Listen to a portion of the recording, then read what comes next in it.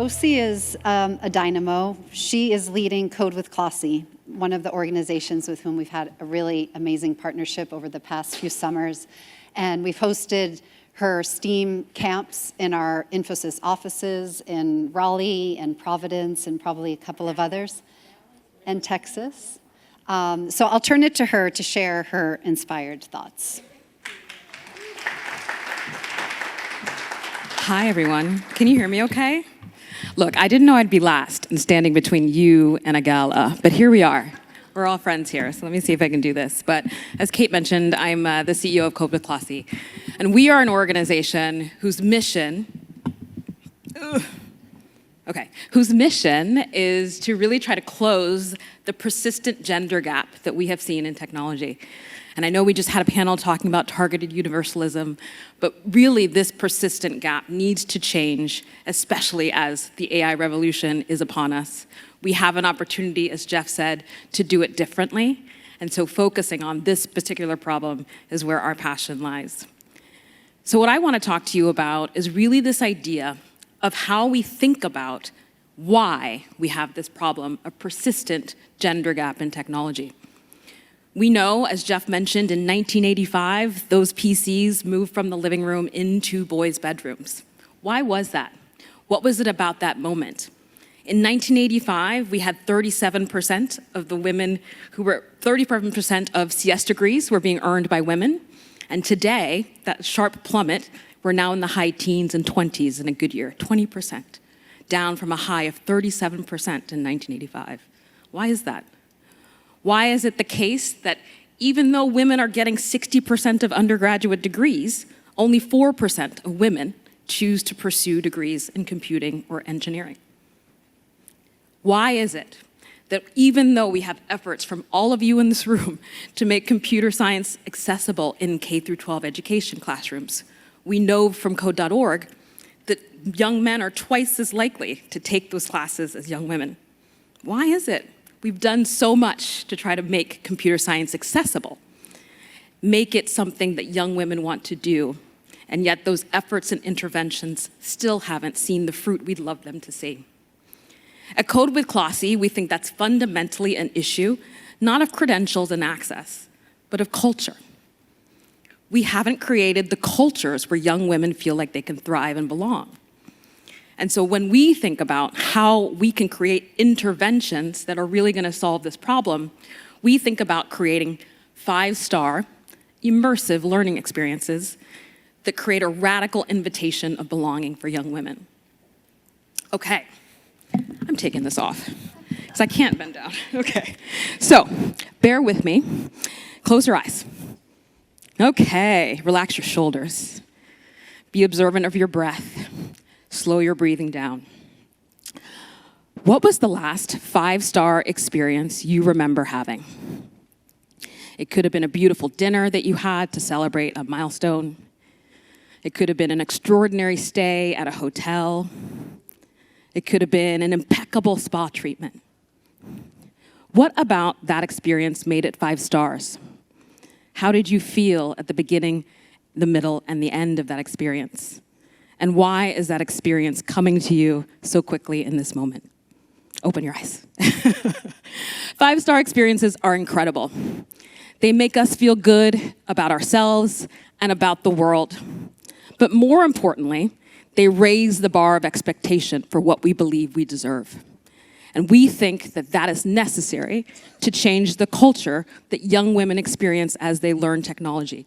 They deserve 5-star experiences that fortify them for the world that doesn't believe they belong there. And so when we think about creating 5-star experience at Code with Clossie, we think about 4 different dimensions. The first, we have an uncompromising level of teacher and education preparedness. I love all the educator love we've heard all day today.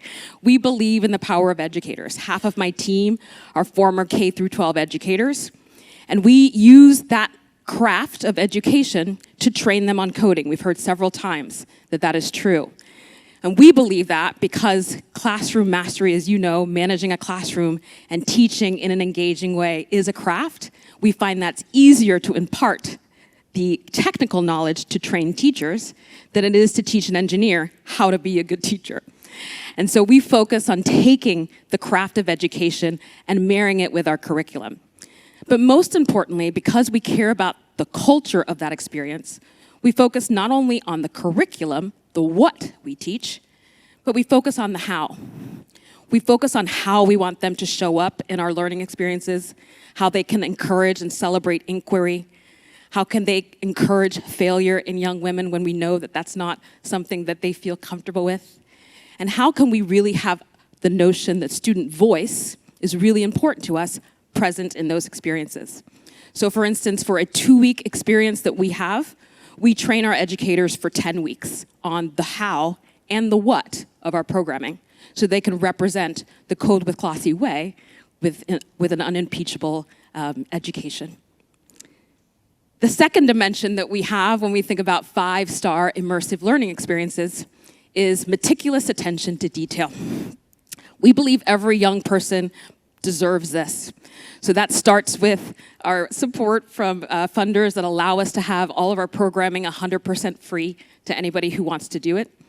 That starts with our ability to ship you a laptop if you don't have one.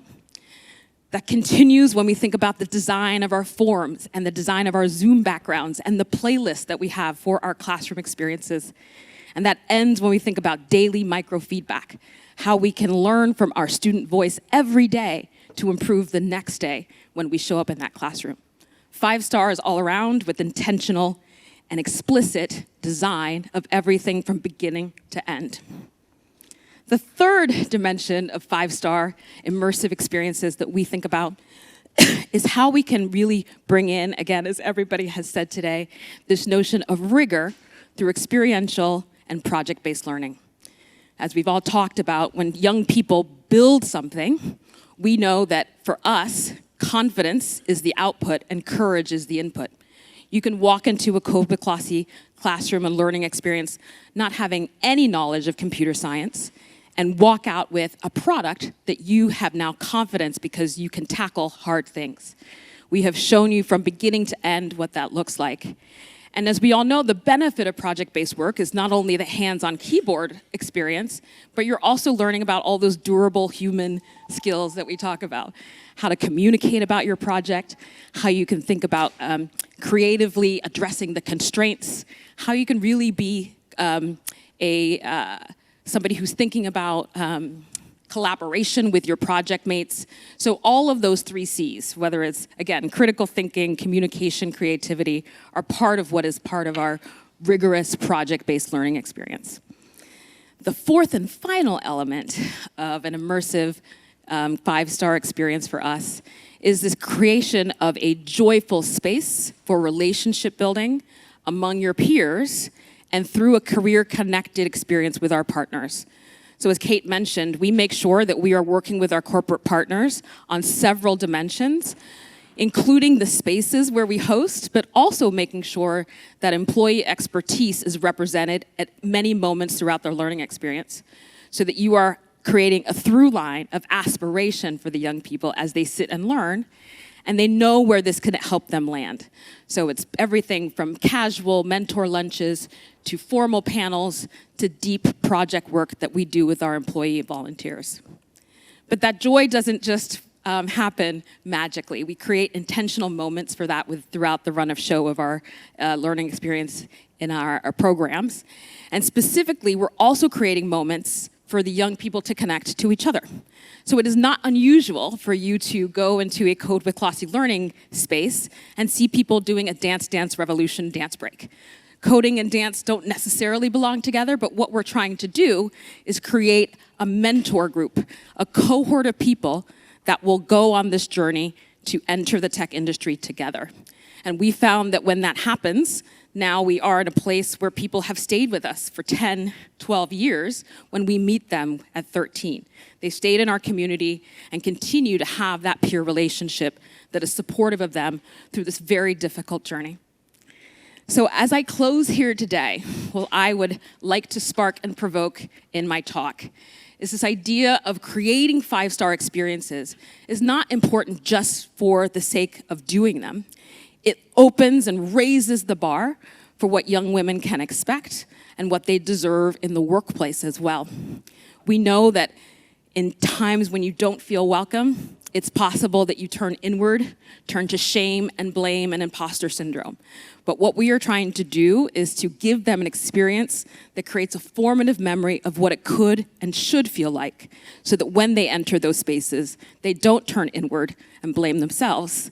They blame the structures and the cultures that aren't allowing them to succeed.